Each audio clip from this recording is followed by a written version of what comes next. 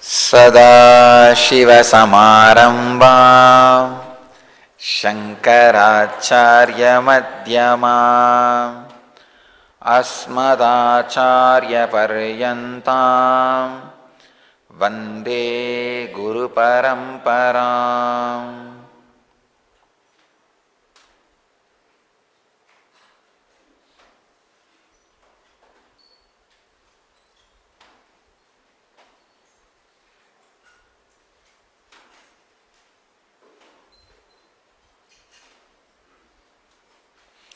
I welcome you all with my love and respects.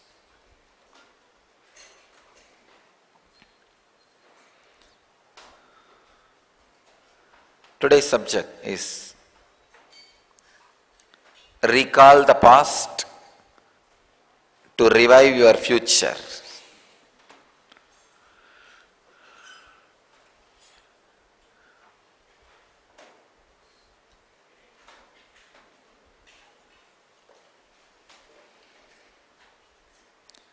Recall the past, rest in your presence, revive your future.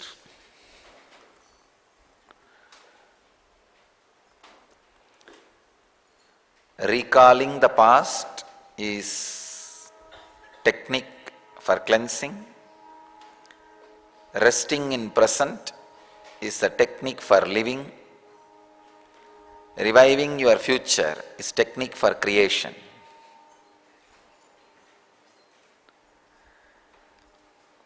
Some of the Shastra Pramanas, the scientific researches and data. Xenoglossy is the ability to speak or write languages to which a person is not exposed during his lifetime. This is a kind of an art. It's a kind of an energy, extraordinary power. Dr. Maurice Netherton, who does research in this field of xenoglossy, Xenoglossy, xenoglossy, reports a case of a blonde, blue-eyed 11-year-old boy under hypnosis was taped for 11 minutes as he spoke in an ancient Chinese dialect.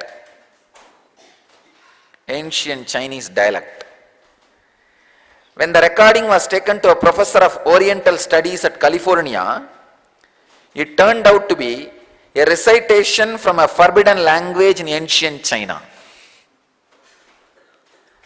I only brought one report to you. I am going through some more of some past life memories, experience by a Scottish child. A lot of things are there in the YouTube and on the website. I'm going through.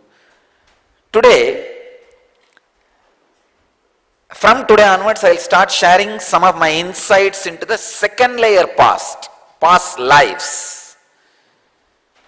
I wanted to remind you all, past from the moment of your birth to till this moment is first layer past living. The past, from the time you started assuming bodies to this moment, is past lives, second layer past. And from the moment of Big Bang till this moment is the third layer past, the happenings. So from today I will start working on the second layer past lives. When I was studying, past life is such a straight, simple, direct fact. Somehow looks too big, too disturbing, too shocking theory to the majority of the Western educated minds. Because unfortunately, the inner scientists happened in those civilizations were not able to dive deep to this depth in the inner science and maintain the purity of research and development to land on these great truths of past lives. What do we mean by the Brahminical religion? Means The pure scientists, the inner scientists, who retained the purity of the research and development, who retained the purpose of research and development, who were honest and integrated to the purpose of research and development, who put the research and development in the inner science as the first priority. I define this group as Brahmins. I define these people as Brahmins. Based on this definition, we are Brahminical religion, where we retained the honest strength and purity of the inner R&D, inner world research and development. See, any small child in India, at least 20 years before, any small child in India knows about the concept of rebirth. Simply it knows, even if the small boy does something to him in the school, even among the kids fighting, I have seen the kids will say, if you do all this, you will suffer this karma in next janma. You will suffer for it in the next janma. Even the kids understand these great truths are in our very air. Feel blessed if you are born and brought up in Indian village. You do not know how many thousands of good things have already gone into your system without even you being aware. Only when I was studying these happenings and researches about past life, they are not that big, simple revelations, but they receive so much of attention in the Western world, Western scientists. See, just one small boy is remembering about his previous incarnation and is remembering previous birth, and he is remembering the place where he lived. Immediately a huge researcher from a huge university, big university, rushes to him and takes notes and types and records everything and runs behind him and verifies everything. In our Indian village, it's a everyday happening. I know hundreds of people who talk about their past life and clearly define not only just their name, husband, relationship and birthmarks, everything they define clearly, and we just take that person and verify and forget about it. Not only these great references and cross verifications and proofs, even the concept is our lifestyle. It's our lifestyle.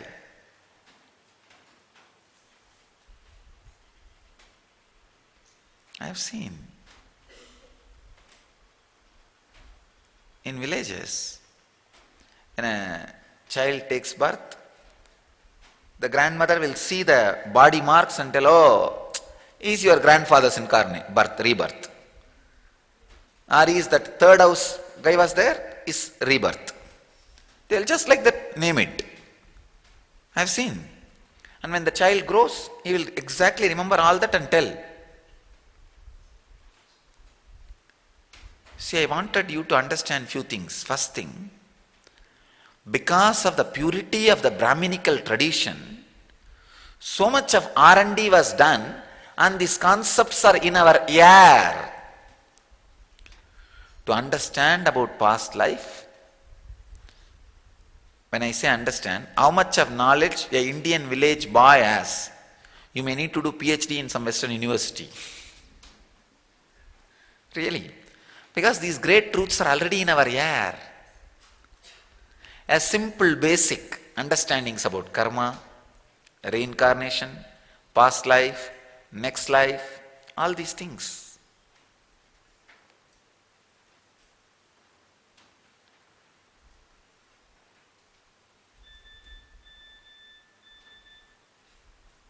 I've seen in the Indian villages, on every Mahalaya Amavasya, they'll offer the Shraddha, the Pinda, They'll offer the rice and sesame seed and all that.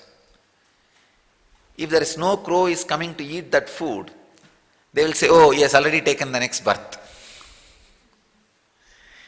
He has already taken the next birth, for whom it is offered. See, it is such a simple thing, but even those people have the clear idea about past birth and future lives. It is just because the purity of the Brahminical tradition. I want you to understand.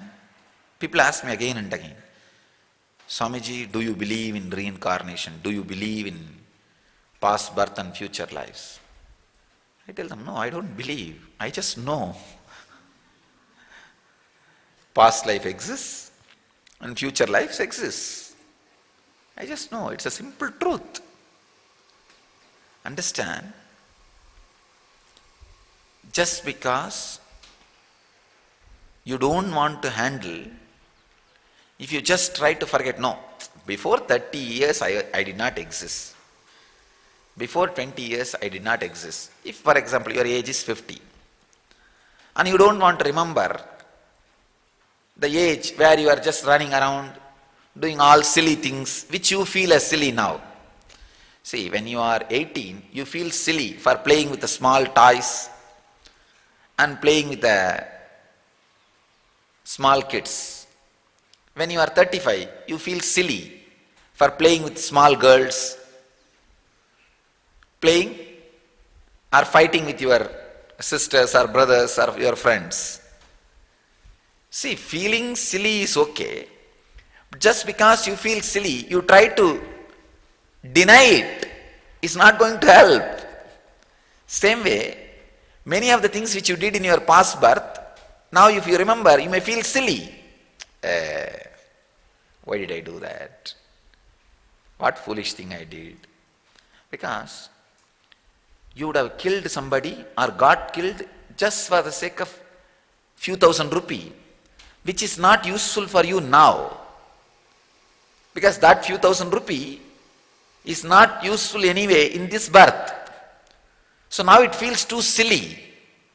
Oh God, I went through such big suffering just for that small foolish thing. Looks silly. But just because it is silly, you cannot deny it. It existed. Understand? It existed. Now undo and raise your awareness based on that and see that your future is intelligent. That is what is supposed to be done. But denying is not going to help.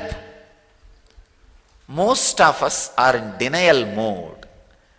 And unfortunately, this is the right word, not fortunately, unfortunately, your brain is also designed by you to forget the things which you don't want to remember, which you feel silly again and again. Understand? People suffer with Alzheimer's just because they try to forget too many things because they feel it is silly. That's one of the reasons why Alzheimer's happens to you, happens to human beings. They feel they have done too many silly things and now they want to forget everything. What's the only way? Alzheimer's. Every human being suffers with Alzheimer's as far as related to the second layer, past concern, past life. If it becomes too much, you start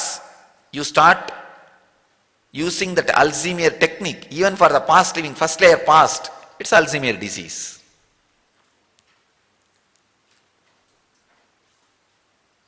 I tell you, feeling silly is different. Completely denying is different.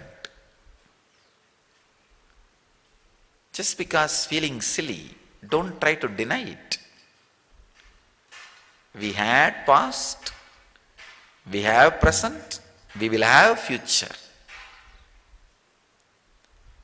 I want everyone to understand the first truth, the uniqueness of the Ganges civilization, the Saraswati civilization, the Sindhu civilization, Indus civilization, the unique, great contribution of that civilization to the planet Earth and the intelligence of the planet Earth, the depth of the inner science of the planet Earth is the truth about the past life to design your future lives. This is one of the greatest unique contribution. So today I wanted to drive this one point to all of you. Past life exists, present life exists, future life exists. One more thing, I don't even want to say past existed, present exists, future will be existing. No. The truth is, the whole thing is shining on one screen. So past, present, future exists. The whole thing is actually one screen. Just because your eye can see only one level, the shift of the, see for example, here is a huge painting, 200 feet length, but your eye can cover only 20 feet length. So you are seeing step by step, inch by inch, second by second. That is why you call past, present, future. But the whole drawing does not have something like existed, existing, will be existing. No. Understand, here is a 200 feet canvas on which the huge painting is there. Which you are seeing, you call as past, which you will be seeing few seconds later, you call it as a future, which you saw, you call it as a past. But in reality, as far as the drawing is concerned, the painting is concerned, that life is concerned, the time is concerned, there is no past, present, future. Understand? The canvas is the time, the painting is happenings. Because you can see only 20 feet, you can remember only 20 feet, you can recollect only 20 feet, you feel this 20 feet is present. The few hundred feet which I saw few minutes before is past. The few hundred feet which I am going to see now in future is future. No. For your understanding, you classify them that way. As far as the time is concerned, it is just exists, that's all. Not even present, future, past, not even present. Because the moment you bring present, automatically the existence of past and future starts happening. This is the example. Understand this example, then you will understand. 200 feet, one single canvas painting is in front of you. Naturally you can't see it at a time. So what do you do? Few feet which you saw, you call it as past. Few which you are seeing, you call it as present. Few which you are going to be seeing, you call it as future. But actually in the painting itself, is there anything called past, present, future? No. So past, present, future exists. Then lot of questions raise. Oh. Then what is future? Is it already predetermined? Or it's created by us? If it is predetermined, then why all this practice? If it can be changed, then how can it already exist?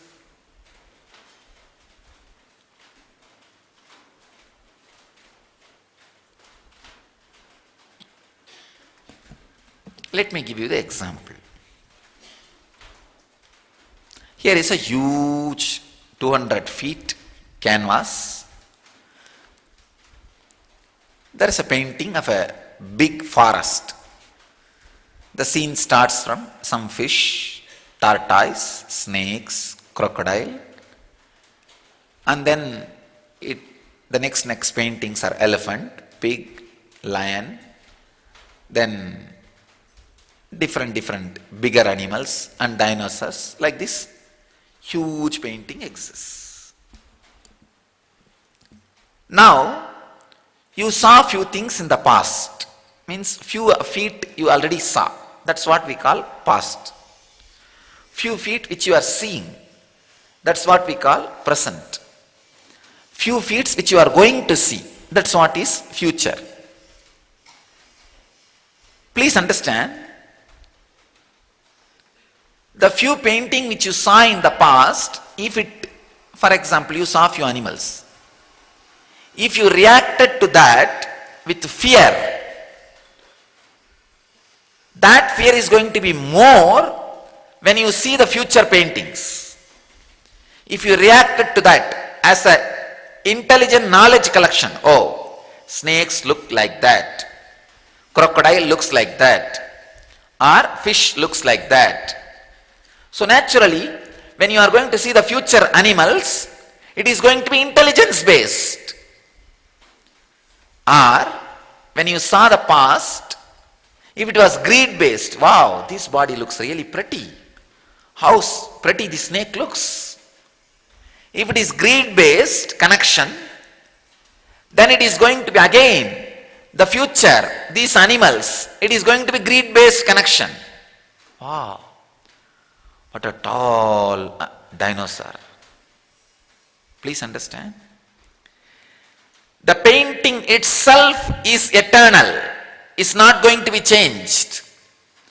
But your perception, reaction, action, feeling, experience of that painting is going to be completely different. That is why I say future is neither destined nor completely free. See now, understand this huge painting. So how you reacted to the past, that's the way you are going to react to the future. Or you have the freedom. At present moment you can stop. Hey, why I reacted the way I reacted?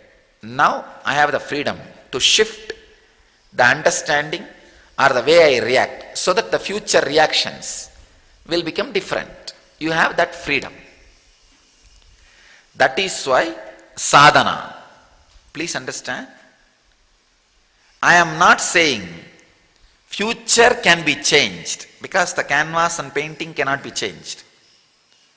I am not saying no need for sadhana. No.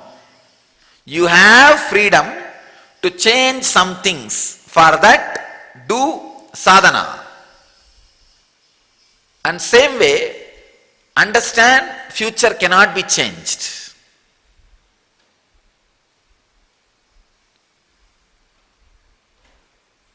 This one example of this huge canvas and painting will make you completely understand.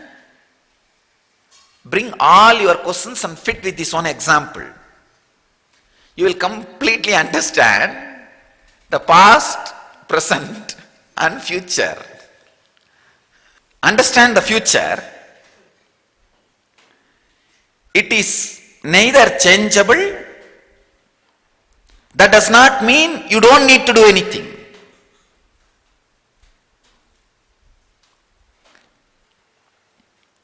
Your perception and experience about the future is changeable. See, one of the biggest problem we face is why the shift does not happen is the experience you learned from the past, you do not allow that to penetrate and go and hit your very root or your very existence. You have a lot of these buffers, buffer springs. See, for example, in the past, you saw some animals. If it was completely greed, your reaction, allow that greed to go and hit your consciousness. If it is fear, allow that fear to go and hit your consciousness. We do not. The buffer spring is what I call samskaras. See, if that snake creates complete greed in you, You will go and try to jump on it, and you will realize your greed is useless because that snake is not responding to you. If that snake creates complete fear in you, then allow that fear to penetrate and completely be shaken. Suddenly in few minutes you will realize that snake is not responding to your fear. It's useless. Anything, if you allow that to hit you, you will realize it is useless. The cognitive shift is possible. But the samskaras which creates hypocrisy is responsible for the cognitive shift not happening. Not letting the fear or greed or any reaction of the past to hit your consciousness purely is hypocrisy. Whether fear or greed, let it hit you purely, your consciousness. You will just learn, oh God, that's all. Okay.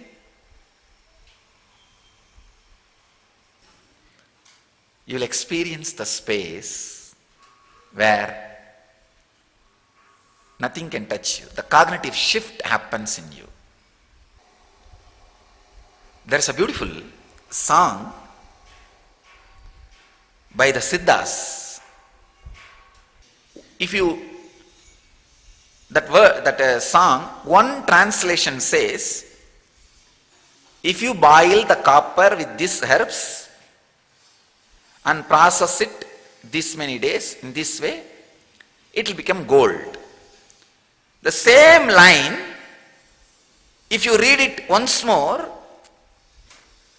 without breaking the words, it means if you boil yourself with the pure fear and pure greed and look at the incidents and situations of the life as it is for this many number of times, you will become gold, siddha, boiled, enlightened.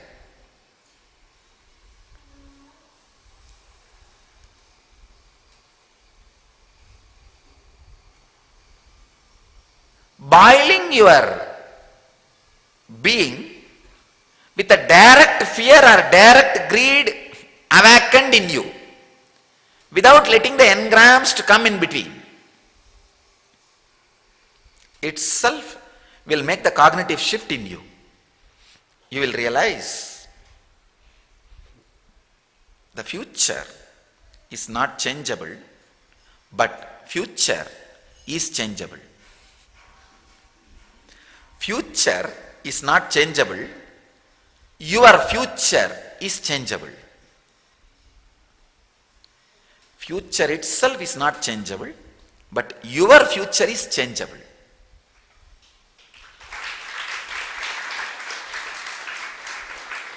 That is why we need sadhana. That is why we need sadhana. So many questions related to past, present, future can be solved. Just this one revelation. Understand? This huge canvas theory. I can say this is one of the mantra, Upanishad revealed by me. Any question you have about past, present, future, past lives, present and future, apply with this one mantra. See, mantra drashta is Rishi. Mantra drashta means who sees mantra, means who sees some visualization which will liberate human beings from the great problems is mantra. Today I saw this visualization which can liberate humanity from thousands of doubts and questions related to this past, present, future. This is the mantra I reveal it to humanity today. You can use this one mantra properly, visually, understand and internalize and present it to the world. Millions of questions, doubts, problems people have about the past life, present life, future life will be solved just by this one mantra. Large canvas painting theory. Internalize this one mantra today. There are some more scientific researches I have.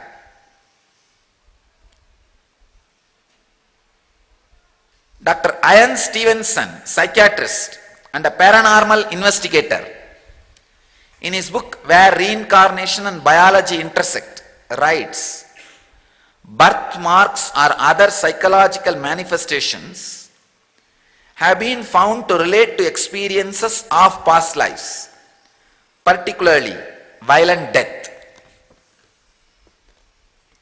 But I can tell you, not only violent death, this scientist is able to work only in that line of violent death, because he sees only the grass people who made to take rebirth. See, if you are made to take rebirth by force, the strong memories you will bring in this new birth is the fear you suffered in the last birth. The strong incidents like a birth, death, those things only you will bring. See, if the rebirth is forced on you, you will bring birthmarks related to violent death, suffering, because those are the strongest memory in you. Only those things will come to you, because the whole process is happening in a grass level. But if the reincarnation is out of a breeze romance, come on, let's go down. Then what kind of birthmarks you will pick up? Romantic birthmarks. The birthmarks related to a beautiful memory, the beautiful scene, the graceful incidents. Because, see, before taking birth, you will pick up those biomemories when you make the body. Wow, this is an amazing incident. Come on, let us have birthmark related to that incident. Same way the Srivatsa of Venkateshwara, that's also, it's a boon given to Lakshmi in a deep romantic mood by Venkateshwara, that you will always be in this spot, you will always reside there. So understand, I just wanted to add to his understanding. His understanding is right. As far as the Dr. Ian Stevenson's understanding is right, as far as the specimens with whom he worked, see, he worked with the normal people on whom the rebirth is forced. So naturally only the strong birthmarks related to strong experience only they will be carrying. But I tell you, there is a different level of rebirth, where out of freedom they reincarnate.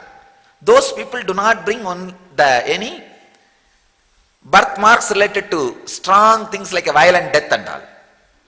First of all, they will not be having anything like that.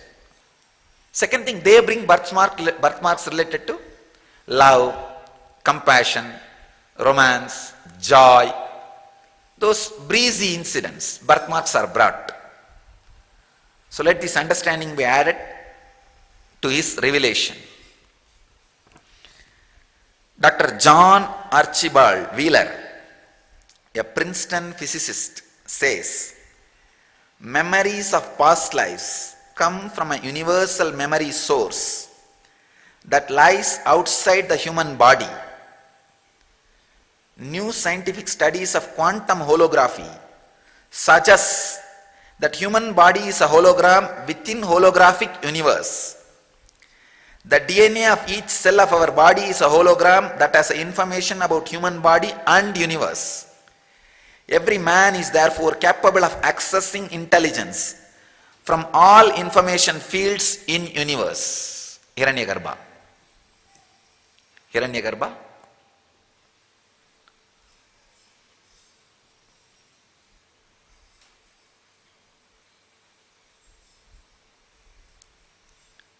We have freedom, intelligence, capability and energy to access any information from the cosmic information field Hiranyagarbha. How to? We'll see tomorrow. Let you all achieve and radiate enlightenment. Let you all achieve, live, experience, express, radiate the eternal bliss. Nithyananda. Thank you.